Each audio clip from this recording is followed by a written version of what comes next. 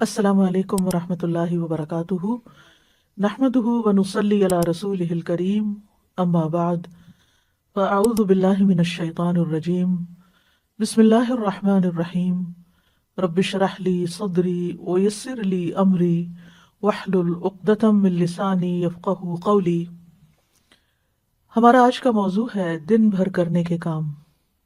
हमारी ज़िंदगी का हर दिन निहायत अहम दिन है जो हमें ज़िंदगी में एक ही बार मिलता है। जो दिन गुजर जाता है वो क़यामत तक हमें वापस नहीं मिलेगा। इसलिए हमें अपने हर दिन को सोच समझ कर गुजारना चाहिए, उससे भरपूर फ़ायदा उठाना चाहिए। हर दिन यादगार दिन हो, हर दिन ऐसा दिन हो कि जिसके बारे में जब हम क़यामत के दिन अपने आमाल नामे को देखेंगे तो उस वक्त हम खुश हो जाएं। हमारी ज़िंदगी एक एक दिन से मिलकर बनती है। दिनों से मिलकर हफ्ते बनते हैं, हफ्तों से मिलकर महीने, और फिर साल, और फिर सालों पर मुहित ज़िंदगी, जो कि आखिरत के मुकाबले में बहुत ही थोड़ी है, बहुत ही छोटी है। और दरअसल ये ज़िंदगी हमारी आखिरत की खेती है। यहाँ हम जो कुछ बोएंगे, जो कुछ उगाएंगे, वही कल को पाएंगे।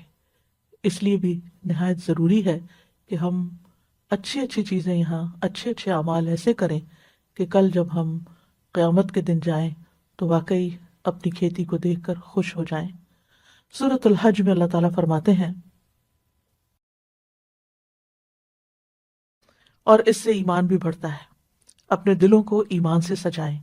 वलाकिन्नल्लाह हब्बब इलैकुमुल ईमान व ज़य्यनहु फी क़ुलूबिकुम। अपने आप को देखा करें कि क्या मेरे दिल में ईमान का हुस्न है, खूबसूरती है।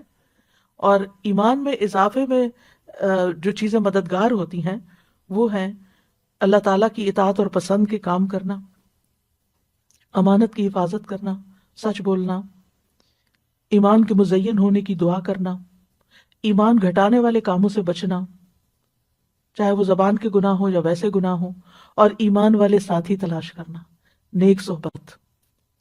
यानी अब कोविड के दिनों में आप लोगों से मिलने के लिए नहीं जा सकते, लेकिन आप कॉल कर सकते हैं, आप बात कर सकते हैं।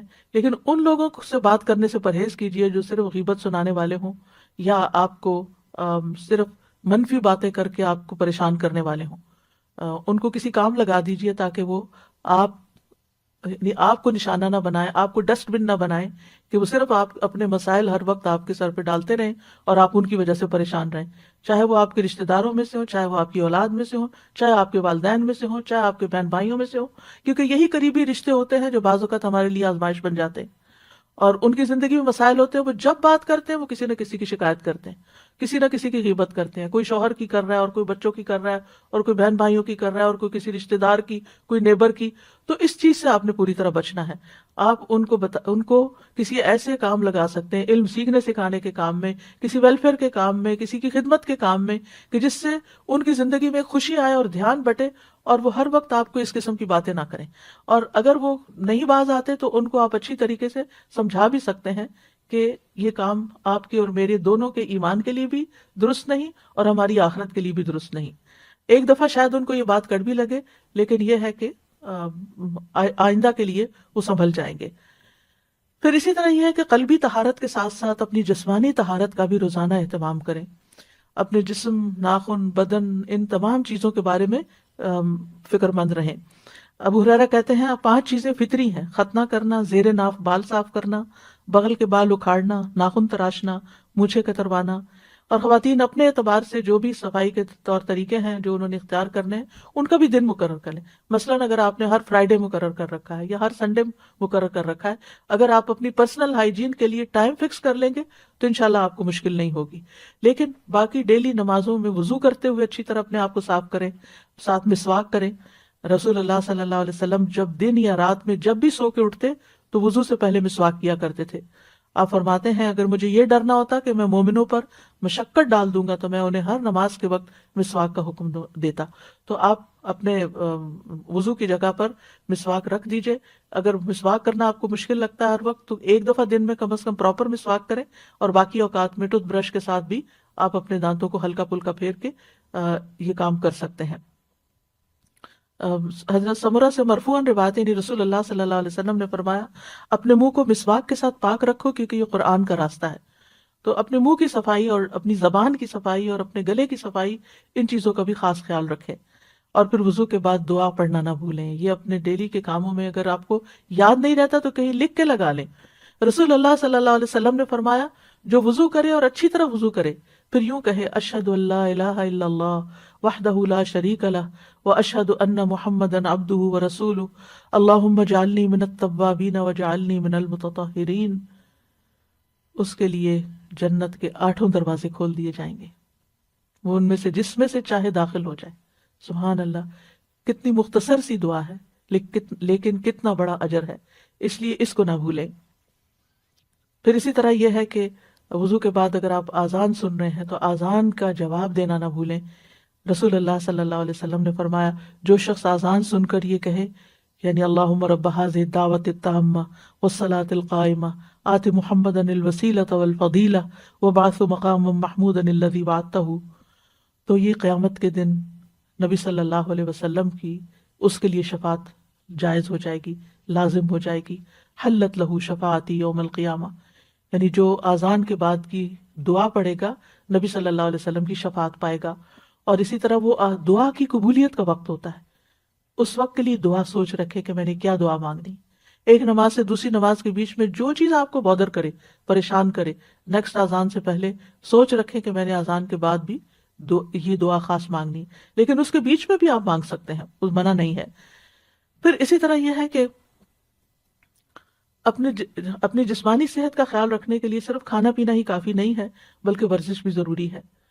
آپ بریدنگ ایکسرسائز کریں، آپ اسٹریچز کریں، آپ واک کریں اور اس میں 7 اذکار شامل کر لیں، یعنی اس ٹائم پر انسان اپنے اذکار مقرر کر لیں، جیسے تسبیحات ہیں، درود شریف ہے، استغفار ہے۔ واک کرتے وقت یہ سب پڑھنا بہت آسان بھی ہوتا ہے اور واک بھی بورنگ نہیں ہوتی، وہ آسان ہو جاتی ہے۔ اور پھر اگر ایک وقت میں آپ کو زیادہ ٹائم نہیں ملتا واک کرنے کا، 2 منٹ کر لیجئے، 5 منٹ کر لیجئے، ایک تسبیح کی دیر میں کر لیجئے، دن میں کئی دفعہ 5 منٹ بھی اگر آپ کریں گے تو انشاءاللہ اس سے آپ کا جسم مضبوط رہے گا۔ اور پھر یہ کہ جسمانی مضبوطی کے ساتھ ساتھ اپنی جذباتی صحت کا بھی ضرور خیال رکھیں، اور جذباتی صحت کے لیے ضروری ہے کہ اللہ پر توکل ہو، اللہ سے محبت ہو، اللہ سبحانہ وتعالیٰ کے ساتھ ایک تعلق ہو، دل ہی دل میں اللہ کو پکاریں، اس کو یاد کریں اور اس سے محبت پر خوش ہو جائیں۔ یعنی محبت جو ہے وہ انسان کو خوشی بخشتی ہے، تو جس شخص کی زندگی میں رب کی محبت آ جائے اس سے زیادہ خوش قسمت کوئی نہیں، اور اسی کو اپنا وکیل سمجھیں، اسی پر بھروسہ کریں، اسی سے دعائیں مانگیں، اسی سے لو لگائیں، اسی سے اپنے سارے شکوے شکایتیں کریں، اسی کو اپنے ساری مشکلات بتائیں اور اسی سے حل مانگیں۔ رب المشرق والمغرب لا الہ الا ہو فاتخذہ وکیلا، یہ سورۃ المزمل کی آیت ہے۔ شروع میں نبی صلی اللہ علیہ وسلم نے جب تبلیغ کا کام شروع کیا تو کیسی مشکلات پیش آئیں، لیکن آپ کو کیا بتایا گیا کہ اللہ رب العزت ہی کو اپنا وکیل بنائیں، اسی کو کارساز سمجھیں، اور اگر کہیں خوف خطرہ محسوس ہو تو اپنے آپ کو اپنے رب کی پناہ میں دیں۔ سورۃ غافر میں آتا ہے وقال موسیٰ انی عذت بربی وربکم انی عذت بربی وربکم من کل متکبر لا یؤمن بیوم الحساب۔ موسیٰ علیہ السلام کو جب فرعونیوں کا خوف ہوا تو انہوں نے کہا بے شک میں نے اپنے رب اور تمہارے رب کی پناہ لے لی، ہر اس متکبر سے جو یوم حساب پر ایمان نہیں رکھتا۔ تو جو چیز آپ کو کسی انسان کی طرف سے کوئی خوف محسوس ہو، کہیں پریشانی محسوس ہو، تو فوراً اس آیت کو پڑھ کر بلند آواز میں اپنے آپ کو تسلی دیں۔ حقیقت یہ ہے کہ قرآن مجید کے ساتھ اگر آپ کا تعلق مضبوط ہو تو آپ کو روزانہ کے مسائل کا حل اس میں ملتا ہی چلا جائے گا، اور حالات جس طرح کے بھی ہوں اللہ کی رحمت سے پر امید رہیں۔ اور اللہ کی رحمت کس کے قریب ہوتی ہے؟ محسنین کے، ان رحمت اللہ قریب من المحسنین۔ چاہے آپ طوفانوں کی زد میں ہو پھر بھی اللہ کی طرف رجوع کریں۔ موسیٰ علیہ السلام کی قوم آگے سمندر تھا اور پیچھے فرعون تھا، پریشان ہو گئی تو موسیٰ علیہ السلام نے کہا قال کلا ان معی ربی سیہدینی، ہرگز نہیں، پریشانی کی بات ہی نہیں، بے شک میرے ساتھ میرا رب ہے، وہ ضرور مجھے راستہ بتائے گا۔ اسی طرح کام کاج کے دوران غور و فکر جاری رکھیں، ذکر جاری رکھیں، اللہ سے دل دل میں باتیں کرتے رہیں، دعائیں کرتے رہیں۔ عقل مند لوگ قرآن مجید میں ان کو بتایا گیا الذین یذکرون اللہ قیاما وقعودا وعلی جنوبہم وَيَتَفَكَّرُونَ فِي خَلْقِ السَّمَاوَاتِ وَالْأَرْضِ رَبَّنَا مَا خَلَقْتَ هَذَا بَاطِلًا سُبْحَانَكَ فَقِنَا عَذَابَ النَّارِ۔ کون ہے عقل مند لوگ؟ وہ جو کھڑے بیٹھے اور لیٹے اللہ کو یاد کرتے رہتے ہیں اور آسمانوں اور زمین کی پیدائش میں غور و فکر کرتے ہیں کہ اے ہمارے رب، اور کہتے ہیں اے ہمارے رب تو نے یہ سب کچھ بے مقصد پیدا نہیں کیا، تو پاک ہے، ہمیں آگ کے عذاب سے بچا۔ اور خاص طور پر جب آپ کچن میں کام کر رہے ہوں، کوکنگ کر رہے ہوں، اس وقت روزانہ کوشش کرے کہ آگ کے عذاب سے پناہ کی دعا کرے، کیونکہ وہاں آگ قریب ہوتی ہے تو انسان کے پھر دل سے دعا نکلتی ہے، یعنی اس سے بہتر موقع کوئی نہیں ہوتا کہ جب انسان آگ سے بچنے کی دعا کرے۔ تو کہنے کا مطلب یہ ہے کہ ذکر صرف مصلے پر نہیں ہوتا، ذکر چلتے پھرتے اٹھتے بیٹھتے کام کاج کرتے آپ کی زبان اللہ کے ذکر سے تر رہے، اور کیونکہ اللہ کا ذکر جو ہے کثرت سے کرنا کامیابی کا باعث ہے۔ سورۃ انفال میں آتا ہے وَاذْكُرُوا اللَّهَ كَثِيرًا لَعَلَّكُمْ تُفْلِحُونَ، اور اللہ کو بہت زیادہ یاد کرو تاکہ تم فلاح پاؤ۔ الا بذکر اللہ تطمئن القلوب، سن لو اللہ کی یاد سے دل اطمینان پاتے ہیں۔ اور سب سے افضل ذکر کیا ہے؟ لا الہ الا اللہ، خصوصاً جب دل گھبرائے تو کثرت سے پڑھے لا الہ الا اللہ۔ اس کا یہ مطلب نہیں کہ صرف ایک تسبیح کر کے رکھ دیں، اٹھتے بیٹھتے بھی لا الہ الا اللہ، اللہ اکبر، الحمدللہ، اللہ تیرا شکر ہے، سبحان اللہ، استغفر اللہ، یہ زبان پہ جاری ہوتے رہنے چاہیے تاکہ جب موت کا وقت آئے تو ذکر کرنے میں، لا الہ الا اللہ پڑھنے میں کوئی مشکل نہ ہو۔ پھر اسی طرح لا حول ولا قوت الا باللہ، رسول اللہ صلی اللہ علیہ وسلم نے حضرت ابو ہریرہ سے فرمایا لا حول ولا قوت الا باللہ زیادہ پڑھا کرو، یہ جنت کے خزانوں میں سے ایک خزانہ ہے، یعنی جنت میں اگر آپ کو خزانے چاہیے تو لا حول کی کثرت کر دیں۔ کثرت سے توبہ استغفار بھی کرنی چاہیے، کیونکہ استغفار سے رحمت کے دروازے کھلتے ہیں، دنیا کی ساری مشکلات حل ہوتی ہیں۔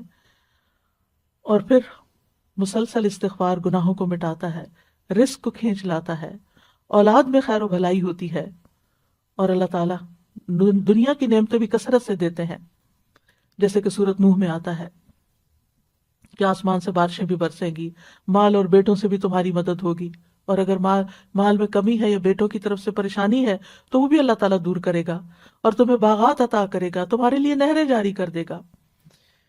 پھر یہ ہے کہ دن بھر کے کاموں کو آپ آرگنائز کر کے کریں، یعنی اپنے آپ کو جتنا آپ ڈسپلن کریں گے اتنا ہی آپ کا دن زیادہ پروڈکٹیو ہوگا۔ وقت کا بہتر سے بہتر استعمال کریں۔ رسول اللہ صلی اللہ علیہ وسلم نے فرمایا دو نعمتیں ایسی ہیں جن کے بارے میں اکثر لوگ خسارے میں ہیں، ایک تندرستی اور دوسرے فراغت۔ بہت سے لوگ بہت سی چیزیں سوچتے ہیں لیکن کر نہیں پاتے، اور جب کرنے لگتے ہیں تو تھوڑی دیر میں دھیان ادھر ادھر ہو جاتا ہے اور پھر ہر چیز بکھر جاتی ہے، اینڈ آف دا ڈے انسان کہتا ہے میں نے تو کچھ کیا ہی نہیں، اور پریشانی پر پریشانی بڑھتی چلی جاتی ہے۔ اور چونکہ ہر انسان کی زندگی میں کوئی نہ کوئی امتحان ہوتا ہے، پریشانی ہوتی ہے، تو بعض اوقات انسان اس پریشانی میں اتنا مغلوب ہو جاتا ہے کہ جو بھی اس نے اپنے کام سوچے ہوتے ہیں وہ سارے ایک طرف رکھ کے کوئی ذہنی تفریح کا سامان کر لیتا ہے۔ اور آج کل تو بہت بڑا فتنہ ہے کہ موبائل ہمارے ہاتھ میں ہے، کوئی ڈرامہ لگا لیتا ہے اور کوئی گانا سننا شروع کر دیتا ہے، اور کوئی کسی طرح کی بھی ویڈیو دیکھ کے ایک کے بعد ایک شروع ہو جاتی ہیں، اور اس طرح جو کرنے کے کام ہے وہ سارے دھرے کے دھرے رہ جاتے ہیں۔ تو اس چیز کے بارے میں آپ نے بہت کانشیس ہونا ہے، کیونکہ انسان اگر ان چیزوں میں پڑا رہے تو چھوٹی چھوٹی پریشانیاں اس کو ڈسٹریکٹ کر سکتی ہیں، اور چھوٹی چھوٹی خوشیوں کا حصول اس کو ڈسٹریکٹ کر سکتا ہے، تو پھر انسان کا ایک دن بھی ضائع ہوا تو سمجھے اس نے بہت بڑا نقصان کیا۔ اور یہ کہانی سبھی کی ہے کسی نہ کسی طرح، اس لیے کارآمد اور نتیجہ خیز دن گزارنے کے لیے ضروری ہے نمبر 1، اپنے پورے دن میں جو کام آپ بے مقصد کرتے ہیں ان پہ غور کریں، ان کی لسٹ بنائیں کہ کون سے کام فضول کے کام ہیں جن کے بغیر بھی گزارا ہو سکتا ہے یا اس سے بہتر کام بھی ہیں، تو اپنے وقت کو گھٹیا کاموں میں نہیں گزاریں، بہتر کاموں میں گزاریں۔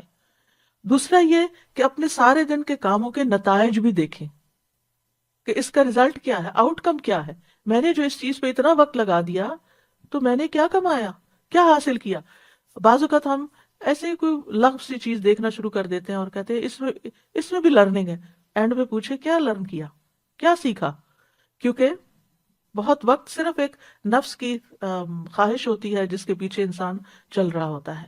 پھر یہ ہے کہ اب نمبر 3 اپنے مقصد پر نظر رکھیں کہ میرا کسی بھی کام کے کرنے کے پیچھے مقصد کیا ہے، یہ کام میں کیوں کر رہا ہوں. کوئی بھی مصروفیت آپ نے جو استعمال یعنی اختیار کی ہے یا شروع کی ہے، اور اس مقصد کے راستے میں جو چیز رکاوٹ ہے اس رکاوٹ کو پہلے دور کریں، ورنہ آپ منزل پہ نہیں پہنچ سکتے. پھر اسی طرح یہ کہ اہم اور ضروری، چوتھی چیز یہ کہ اپنے اہم اور ضروری کاموں کو متعین کریں. یہ چیزیں میری زندگی میں بہت امپورٹنٹ ہیں جنہیں میں نے کرنا ہے، اور ان کو لکھ لیں باقاعدہ. یعنی اہم ترین کاموں کو، یعنی اپنی پرائرٹی لسٹ بنائیں، اہم ترین کاموں کو لکھ لیں. جو آپ کا ٹارگٹ ہے، جو گول آپ حاصل کرنا چاہتے ہیں، اس کے لیے کیا چیز مددگار ہوگی اس کو بھی ساتھ لکھ لیں. مثلا آپ نے ایک کام لکھا کہ مجھے یہ کام کرنا ہے، چاہے آپ لکھنے کا کوئی کام ہے یا پکانے کا ہے یا کوئی صدقہ خیرات کا یا ویلفیئر کا یا جس بھی طرح کا کوئی کام ہے، یا آپ کی ڈیوٹی سے ریلیٹڈ کوئی کام ہے، تو ویسے تو سارے کام بڑے اہم لگ رہے ہوتے ہیں، لیکن اہم ترین کاموں کو ٹاپ پرائرٹی پر رکھیں کہ یہ مجھے پہلے کرنا ہے، اور کس طرح کرنا ہے وہ بھی ساتھ پلان کریں. اور پھر یہ ہے کہ جب کام شروع کریں تو 5ویں چیز یہ ہے کہ اپنے مقصد کو حاصل کرنے کے لیے فوکسڈ رہیں، کیونکہ بہت سے لوگ سب کچھ کر لیتے ہیں لیکن جب کام شروع کرتے ہیں تو اس پہ فوکس نہیں کرتے، لہٰذا کام ختم نہیں ہوتا. رکاوٹ آتی ہے تو اس کو دور کریں، سولوشن نکالیں، حل نکالیں. اور اگر ایک طریقے سے آپ کا ٹارگٹ حاصل نہیں ہوا تو کوئی دوسرا طریقہ اختیار کریں. امید کے ساتھ کام کریں، مایوس نہ ہو، کیونکہ یہ نہیں ہوتا کہ جو چیز ہم سوچیں وہ ویسے ہی ہو بھی جائے. بعض اوقات ہو جاتی ہے اور بعض اوقات نہیں بھی ہوتی. اور چھٹی بات یہ ہے کہ سستی سے بچیں اور کاموں کو لٹکائیں نہیں، اچھا بعد میں صحیح، اچھا کل صحیح، اچھا صبح صحیح. اور 7ویں بات یہ کہ جب روٹین نہیں ہوتی تو پھر بہت سے کام چھوٹ جاتے ہیں. اپنی ڈیلی روٹین سیٹ کریں. آپ سمجھیں کہ آپ کے دن کے 24 گھنٹے آپ کے پاس 24 باکسز ہیں. آپ دیکھیں کہ آپ نے ہر گھنٹے میں اس باکس کے اندر کیا ڈالا ہے. کوئی فائدے کی چیز ڈالی یا کوئی بیکار سٹفنگ کی ہے یا کوئی کوڑا کرکٹ ڈال دیا. اور قیامت کے دن جب آپ جا کے وہ باکس کھولیں گے تو آپ کو پتہ چلے گا کہ یہ گھنٹہ بھی بیکار تھا اور یہ بھی، یہ میں نے کیوں کیا. اس وقت پھر پریشان ہونے کا فائدہ نہیں. تو اگر آپ امیجنری باکسز بھی بنا لیں یا آپ اپنے کسی کاغذ کو لے کے اس پہ 24 خانے ڈال کے اپنا ٹائم ٹیبل بنائیں اور ٹائم لکھ لیں، جس ٹائم سے آپ شروع کریں گے وہیں پہ جا کے ختم ہوگا. آپ شیٹ کے اوپر سارے خانے جو نیند کا ٹائم ہے اس کو آپ الگ کر لیں، اور باقی جو بیداری کے ٹائم ہے ان کو آپ لکیر لگا کے ہر گھنٹے کا کام لکھیں کہ اس گھنٹے میں مجھے کیا کرنا ہے. اگر آپ وہ لکھ لیں گے تو پھر کوشش کریں کہ اس گھنٹے میں وہی کام کریں، کوئی اور نہ کریں، الا یہ کہ کوئی بہت بڑی ایمرجنسی ہو تو پھر اس کام کو کسی اور کام کے ساتھ آپ ملا سکتے ہیں. تو جب تک آپ کی ڈیلی روٹین نہیں ہوگی، گھڑی کے ساتھ آپ نہیں چلیں گے تو آپ کا ڈے پروڈکٹیو نہیں ہوگا.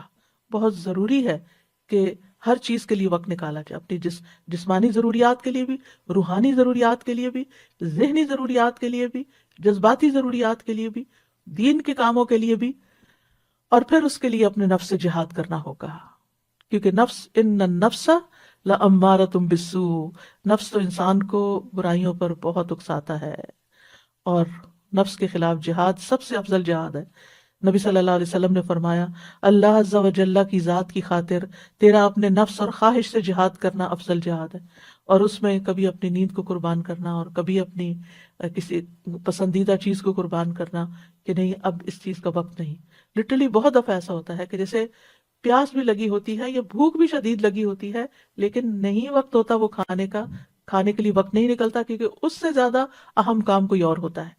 تو انسان یہ جو قربانی کرتا ہے اس وقت اپنے کھانے پینے کی یا اپنے آرام کی، یہی نفس کے ساتھ جہاد ہے کہ مجھے میری پرائرٹی یہ ہے اور یہ کام آج مجھے کرنا ہے اور یہ میرے ٹارگٹس ہیں، ان کو میں نے اچیو کرنا ہے.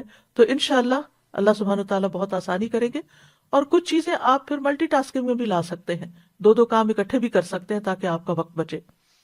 اور اگر آپ وقت میں برکت لانا چاہتے ہیں نا تو 5 نمازیں وقت کی پابندی کے ساتھ ادا کریں، کیونکہ ان الصلاۃ کانت علی المؤمنین کتابا موقوتا، بے شک نماز ایمان والوں پر ہمیشہ سے ایسا فرض ہے جس کا وقت مقرر کیا ہوا ہے. اور سب سے افضل عمل کیا ہے؟ نماز کو اس کے اول وقت پر ادا کرنا. نمازوں کے وقت کو ضائع کرنے والے کے لیے ہلاکت ہے. فویل للمصلین الذین هم عن صلاتهم ساہون. یہ کون لوگ ہیں؟ یہ وہ لوگ ہیں جو اپنے وقت کو ٹال کے نماز پڑھتے ہیں لیکن تاخیر سے پڑھتے ہیں، غیر ضروری کاموں میں زیادہ وقت لگا دیتے ہیں، نماز کی تاخیر کر دیتے ہیں اور پھر اس میں جلدی جلدی نماز پڑھ کے اٹھ جاتے ہیں۔ ایسی نماز کو منافق کی نماز کہا گیا۔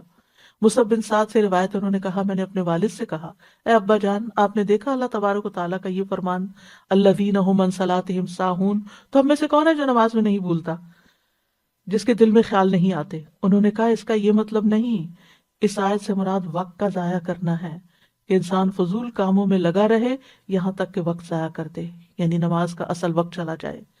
اس لیے نماز اپنے وقت پر، ایسا نہ ہو کہ فجر کی نماز قضا ہو جائے اور ایسا نہ ہو کہ سوئے رہیں، کیونکہ نبی صلی اللہ علیہ وسلم نے اپنا ایک خواب بیان کرتے ہوئے فرمایا، آپ نے خواب میں دیکھا کہ ایک شخص تھا جس کا سر پتھر سے کچلا جا رہا تھا، وہ قرآن کا حافظ تھا مگر وہ اس سے غافل ہو گیا اور فرض نماز پڑھے بغیر سو جاتا تھا۔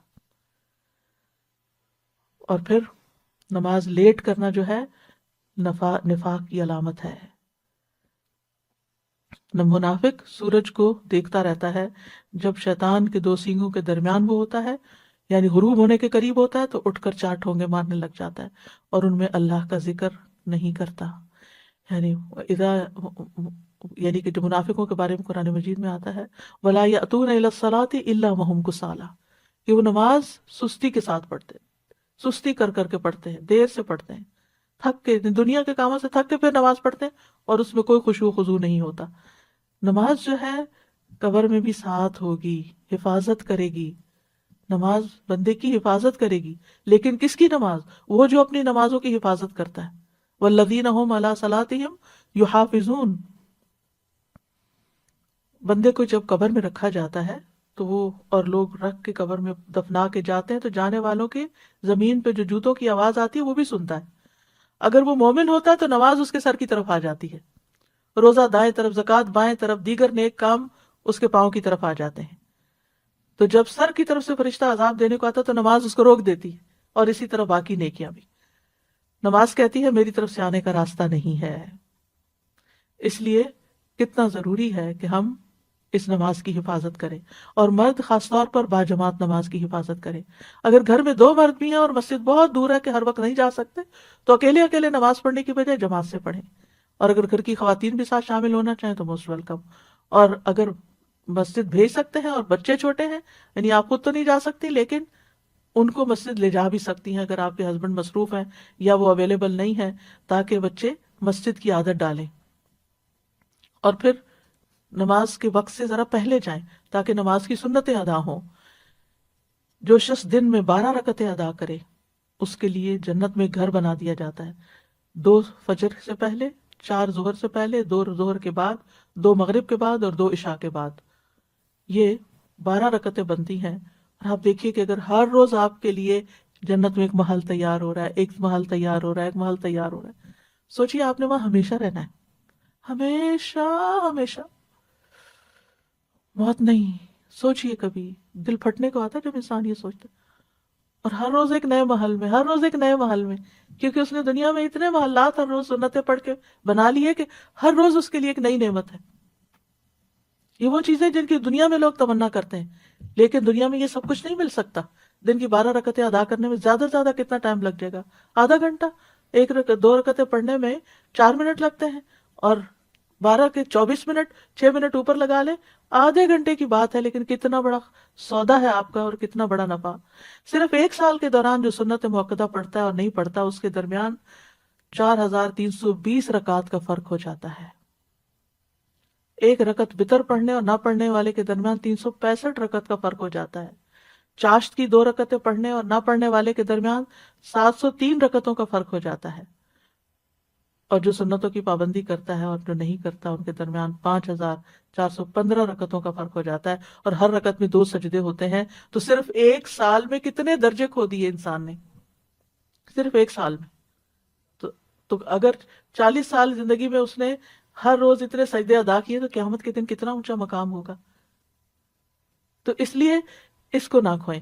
شروع میں مشکل ہوگی، نفس پہ بھاری ہوگا، عادت نہیں نا، تو مشکل پڑے گی، لیکن اگر آپ ایک دفعہ اللہ سے اچھی طرح دعا کریں اور بار بار کریں، ایک دفعہ نہیں، ایک دفعہ شروع کر لیں کچھ ہی دنوں میں آپ کا دل ہی نہیں لگے گا اگر آپ نے سنت نہیں پڑھی ہوگی. اور پھر یہ کہ ہر چیز میں اللہ سبحانہ و تعالیٰ کی طرف رجوع کرے. کوئی بھی پریشانی ہو، کوئی بھی ضرورت ہو، فوراً فوراً اس کی طرف توجہ. کیونکہ جو روگردانی کرتا ہے اللہ سے، تو اللہ سبحانہ و تعالیٰ اس کو، جیسے حدیث میں آتا ہے، حدیث قدسی میں اللہ تعالیٰ فرماتے ہیں، اے ابن آدم، اپنے آپ کو میری عبادت کے لیے فارغ کر لو، میں تیرے دل کو غنا سے اور تیرے ہاتھ کو رزق سے بھر دوں گا. اور اے ابن آدم، تو مجھ سے دور نہ ہو، ورنہ میں تیرے دل کو فقر سے اور تیرے ہاتھ کو مصروفیت سے بھر دوں گا. دنیا میں اتنا مصروف کرے گا اللہ کہ پھر عبادت کے لیے وقت نہیں ملے گا، اور دنیا تو یہی رہ جائے گی.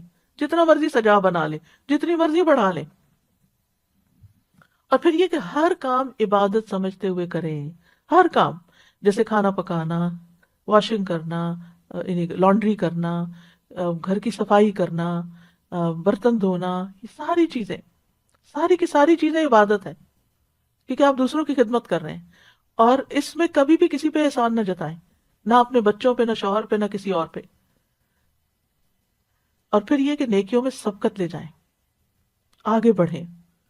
یعنی جو لوگ نیک کام میں جلدی کرتے ہیں، اولئک یسارعون فی الخیرات وہم لہا سابقون، جو لوگ نیک کاموں میں جلدی کرتے ہیں یہی ان میں آگے نکلنے والے ہیں. کوشش کریں کہ نیکی کے ہر کام میں حصہ ڈالیں. ابو ہریرہ کہتے ہیں رسول اللہ صلی اللہ علیہ وسلم نے فرمایا، آج تم میں، یعنی دن بھر کے کرنے کے کام ہے نا، اسی مناسبت سے یہ حدیث سنا رہی ہوں. آپ نے فرمایا، آج تم میں سے کس نے روزے کی حالت میں صبح کی؟ ابو بکر رضی اللہ عنہ نے فرمایا، میں نے. عرض کیا، میں نے. آپ نے فرمایا، آج تم میں سے کس نے مریض کی عادت کی؟ ابو بکر رضی اللہ عنہ نے کہا، میں نے. آپ نے فرمایا، تم میں سے کس نے جنازے میں شرکت کی؟ ابو بکر رضی اللہ عنہ نے کہا، میں نے. آپ نے پوچھا، کس نے مسکین کو کھانا کھلایا آج؟ حضرت ابو بکر نے کہا، میں نے. مروان کہتے ہیں، مجھے معلوم ہوا کہ اس پر نبی صلی اللہ علیہ وسلم نے فرمایا کہ جب کسی شخص میں ایک دن میں یہ ساری خصلتیں جمع ہو جائیں، یعنی یہ سارے کام وہ ایک دن میں کر لے، دن بھر کرنے کے کاموں میں اگر یہ موقع مل گئے اور اس نے کر لیے، وہ جنت میں ضرور داخل ہوگا. کتنی بڑی بات ہے. لیکن ہم بعض اوقات ہمیں پتہ بھی ہوتا ہے. اور پھر مردوں کے لیے خاص طور پہ جنازہ پڑھنا، تو اس میں ایک جنازے کا جو ثواب ہے 2 قرات کے برابر، کوئی قرات جو ہے وہ پہاڑ برابر ہوتا ہے. تو جب ایک صحابی کو دیر سے یہ حدیث پتہ چلی تو وہ ہاتھ ملنے لگے، یعنی پچھتانے لگے کہ ہم نے اتنے قرات ضائع کر دی ہے. کتنے مواقع تھے. بہت سے لوگ حرم جاتے ہیں، وہاں جنازہ پڑھنے کا وقت بھی ہوتا ہے، لیکن اس کو نکل پڑتے ہیں. تو وہ کتنے منٹ لگتے، چند اور منٹ، جو دعا یاد کر لے انسان اور بخشش کرتا رہے. اور جب دوسروں کے لیے آپ کریں گے تو کوئی آپ کے لیے بھی کرے گا. پھر یہ کہ نیکیوں کے کام کرنے کے ساتھ ساتھ گناہوں سے ضرور بچیں، یعنی نافرمانی کے کاموں سے بچیں. یہ بھی کرنے کا کام ہے. جہنم کے سامنے رکھے نا انسان تو گناہوں سے بچ سکتا ہے. جہنم کی حقیقت جب سمجھ آ جاتی ہے نا انسان کو، تو زندگی کا رخ بدل جاتا ہے، زندگی تبدیل ہو جاتی ہے. تو اس لیے اچھے کام بھی کریں، لیکن ساتھ برائیوں سے بچیں بھی ضرور. یعنی ایسے کام نہ کریں کہ جس سے لوگوں کو اذیت ہو، دوسروں کو اریٹیٹ نہ کریں، نیگ نہ کریں. کوئی ایسا کام نہ کریں کہ جس سے دوسرا آپ سے بیزار ہونے لگے. اور اس کے لیے کرائیٹیریا، جو اپنے لیے پسند نہیں وہ دوسرے کے لیے بھی نہ کریں. پھر یہ ہے کہ اللہ کی محبت کی خاطر، اللہ کے چہرے کی خاطر یہ کام کیا کریں کہ لوگوں سے اچھے اخلاق سے پیش آئیں، کیونکہ میزان میں سب سے بھاری نیکی اچھا اخلاق ہوگا. اور اس میں سب سے پہلے اپنے والدین کو خوش کریں، ان کی پیشانی چومیں، ان کے چھوٹے چھوٹے کام کریں، ان کے ساتھ جو بھی نیکی کر سکتے ہیں زندگی میں کریں. اور اگر فوت ہو چکے ہیں تو ان کے لیے صدقہ خیرات کرتے رہیں، دعائیں کرتے رہیں، ان کی زندگی میں بھی اور مرنے کے بعد بھی. رب ارحمہما کما ربیانی صغیرا، رب ارحمہما کما ربیانی صغیرا. اے میرے رب، ان پہ رحم فرما جیسے انہوں نے مجھے بچپن میں شفقت سے پالا تھا. سب کے لیے خیر کا باعث بنے، خصوصاً گھر والوں کے لیے. اور اس خیر میں صرف ان کی دنیا بنانا ہی نہیں ہے، ان کی آخرت کی بھی فکر کریں. یعنی بعض اوقات ہم لوگ خود دین کی طرف آ جاتے ہیں لیکن گھر والوں کو بھول جاتے ہیں. پھر اسی طرح یہ ہے کہ کسی کے سوال سے تنگ نہ ہو، چاہے بچے ہی کوئی چیز مانگ رہے ہیں یا ویسے کوئی سوال پوچھ رہے ہیں، آپ سے پوچھے جا رہے ہیں تو پریشان نہ ہو. یا کوئی اور آپ سے مسئلہ پوچھ لیتا ہے تو ڈانٹے نہیں. وَأَمَّا السَّائِلَ فَلَا تَنْهَرْ. کیونکہ بعض اوقات یہ ہوتا ہے جو والدین بزرگ گھر میں ہو وہ ایک ہی بات بار بار پوچھتے ہیں، یا آپ کے ہسبینڈ ایک ہی چیز روز پوچھنے شروع ہو جاتے ہیں، تو اس پر آپ کو غصہ آ جاتا ہے کہ کل بھی بتایا تھا پھر آج وہی بات پوچھ رہے ہیں. اب تو اس لیے بہتر یہ ہے کہ اس وقت اپنے آپ کو کنٹرول کر لیں، اور یا جواباً سوال کر دیں کہ آپ کا کیا خیال ہے، آپ ذرا سوچیں، ذہن پہ زور ڈالیں، کیونکہ بعض اوقات وہ صرف بات بڑھانے کے لیے آپ سے وہی بات پوچھ لیتے ہیں جو پہلے بھی پوچھی ہوتی ہے. تو سوال سے تنگ نہیں ہونا. بچہ کچھ مانگ رہا ہے تو تنگ نہیں ہونا، شٹ اپ کال نہیں دینی کہ چپ ہو جاؤ تو میرا سر کھا گئے ہو، میں فارغ ہو کے دوں گی. نہیں، اپنا کام روک دیں، جا کے اس کی ضرورت پوری کر دیں اور پھر آگے بڑھیں. جہاں بھی بیٹھیں، جہاں بھی کھانے کی ٹیبل پہ بھی بیٹھیں، خیر پھیلانے والے ہوں، مبارک بن جائیں. کن مبارکن اینما کنتا، جہاں بھی ہو مبارک بنے. اور وہ کیسے؟ ابن قیم کہتے ہیں آدمی کی برکت یہ ہے کہ جہاں بھی مقیم ہو خیر کی تعلیم دے، اچھی بات زبان سے نکالے، اچھی بات کریں. اسی لیے نبی صلی اللہ علیہ وسلم کھانے میں نقص نہیں نکالتے تھے کہ وہ یعنی کہ ہو سکتا ہے آپ کو پسند نہ ہو لیکن دوسرے کو بھی آپ بدمزہ کر رہے ہیں کھانے کی شکایت کر کر کے. اور بچوں کی تربیت کے لیے کھانا کھانے کا وقت بہترین وقت ہے جب آپ ان کے ساتھ بیٹھ کر آپ ان کو کوئی اچھی بات بتا سکتے. لیکن اللہ کی خاطر اس وقت ان کی کھچائی نہ شروع کر دیں کہ دن بھر کے بعد اب ہاتھ آئے ہیں. بہت سے لوگ کھانے کی میز پہ بیٹھ کے ان کا حساب کتاب شروع کر دیتے ہیں اور ان کی سارے دن کی جو کام کاج ہے ان کی محاسبہ شروع کر دیتے ہیں اور اس طرح سارے گھر والوں کا کھانا جو ہے وہ بدمزہ کر دیتے ہیں. اس سے بھی بچنا چاہیے. پھر پڑوسیوں کی خبر گیری کریں، ان کے کھانے پینے کا خیال رکھنا. نبی صلی اللہ علیہ وسلم نے فرمایا اے ابو ذر، جب تم سالن پکاؤ تو شوربہ زیادہ کر لو، پڑوسی کی خبر گیری کرو. یعنی کسی بھی طرح اپنے اپنے کلچر کے مطابق آپ پڑوسی کا، اپنے دوستوں کا خیال رکھ سکتے ہیں. مریض کی عیادت اگر جا نہ سکیں، جیسے کووڈ پیشنٹس کا آپ وزٹ نہیں کر سکتے، فون پر عیادت کر لیں، میسج کر لیں، کیونکہ یہ بھی نیکی کے کاموں میں سے ایک ہے اور آج کل یہ نیکی کمانے کا بہت موقع ہے.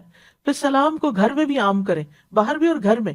یعنی میک شور کہ صبح اٹھتے ہی گھر والوں کو سلام کریں، بچوں کو سلام کریں، بچے آپ کو سلام کریں.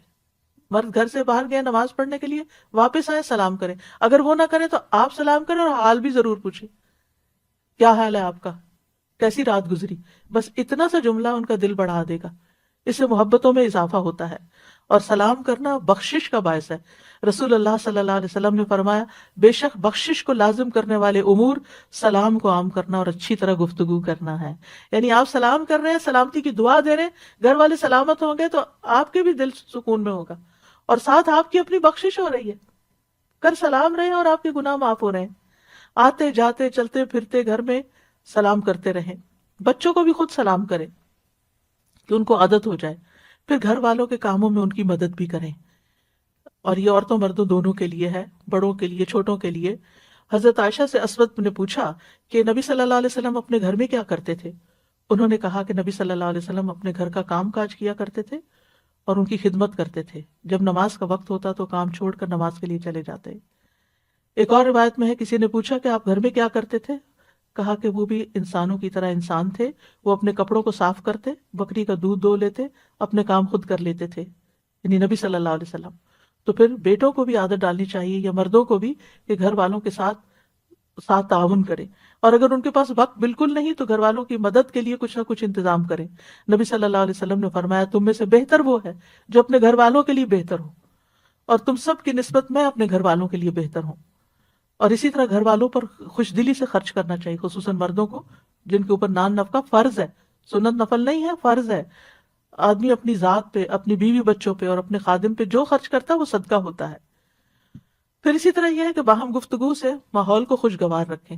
ہر وقت تلخ باتیں نہ کریں، ہر وقت گھر والوں کے استاد نہ بنے رہیں، ہر وقت انسٹرکشن نہ دیتے رہیں، کسی غلطی پر بہت زیادہ سرزنش نہ کریں.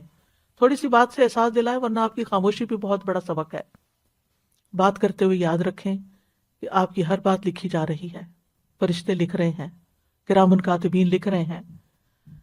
اور اگر آپ اپنی زبان کی حفاظت کریں گے تو نبی صلی اللہ علیہ وسلم نے اس کو خوشخبری دی ہے.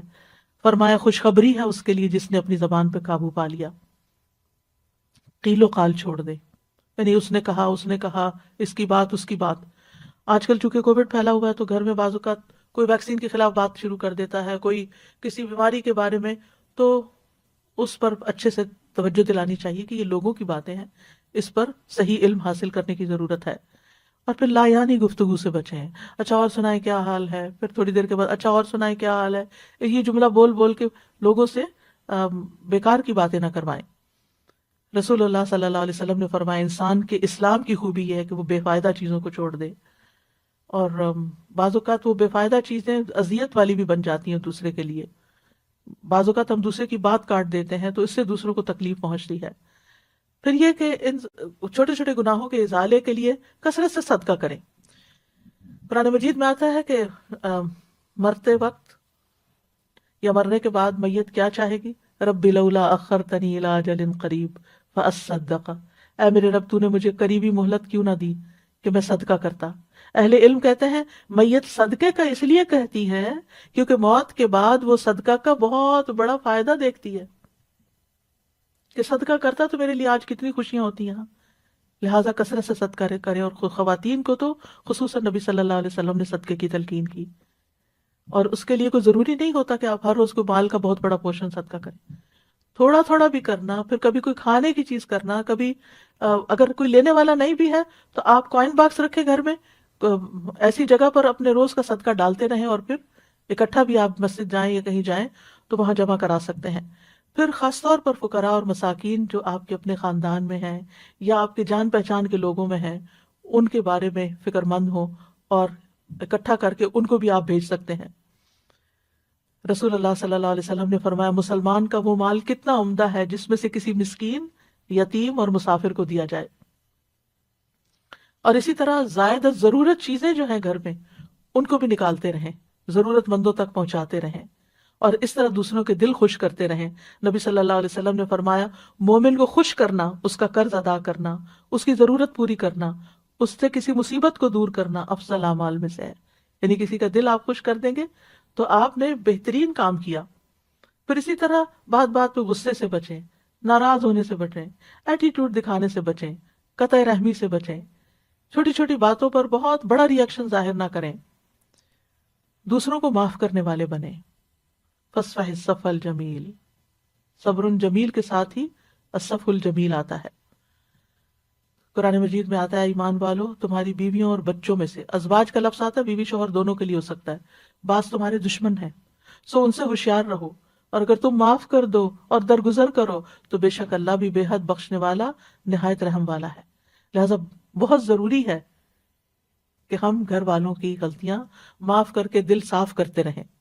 فرمایا تمہارے مال اور تمہاری اولاد تو محض ایک آزمائش ہے، اور جو اللہ کے پاس ہے وہ بہت بڑے اجر والا ہے۔ واللہ عندہ اجر عظیم، اور اللہ کے پاس بہت بڑا اجر ہے۔ کسی پر ظلم کرنے سے بچیں، مظلوم کی آہ سے بچیں، مظلوم کی بد دعا عرش تک جاتی ہے، چاہے وہ آپ کا بچہ ہی کیوں نہ ہو۔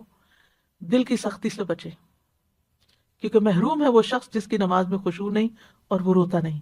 کوشش کریں دن کی کسی نہ کسی نماز میں آپ کو رونا ضرور آئے۔ پھر اسی طرح برے خیالات اور بدگمانیوں سے بچیں، خود بھی سکون میں رہیں گے، دوسروں کے لیے بھی سکون کا باعث ہوں گے۔ بدگمانیوں کو دل میں جڑ نہ پکڑنے دیں۔ اسی طرح آپ غیبت سے بچ سکیں گے اور بہتان تراشی سے بچ سکیں گے۔ مشکل آ جائے تو صبر اور نماز سے مدد مانگیں۔ انبیاء کا طریقہ یہ تھا کہ جب کوئی پریشانی آتی فوراً نماز کی طرف لپکتے تھے۔ پریشانی اور غم میں لا الہ الا اللہ پڑھے، یہ عرش تک جانے والا کلمہ ہے۔ دعاؤں کو لازم کر لیں، اٹھتے بیٹھتے دل میں چھوٹی سی کوئی مشکل آ گئی نا فوراً دیر اینڈ دین دعا کریں، اور تنگی کے بعد آسانی کا انتظار کریں۔ ان مع العسر یسرا فان مع العسر یسرا، کیونکہ صبر کے مدد جو ہے صبر کے ساتھ آتی ہے، تنگی کے ساتھ ہی کشادگی ہے، اور سختی کے ساتھ آسانی بھی ہے۔ اور پھر اس طرح دن میں ان چیزوں پر عمل کرتے ہوئے جب رات ہو تو آپ کا آخری کام اللہ کا ذکر ہو۔ سونے کے مسنون اذکار جو ہیں، یعنی سوتے وقت کے مسنون اذکار، ان کو پڑھنا نہ بھولیں۔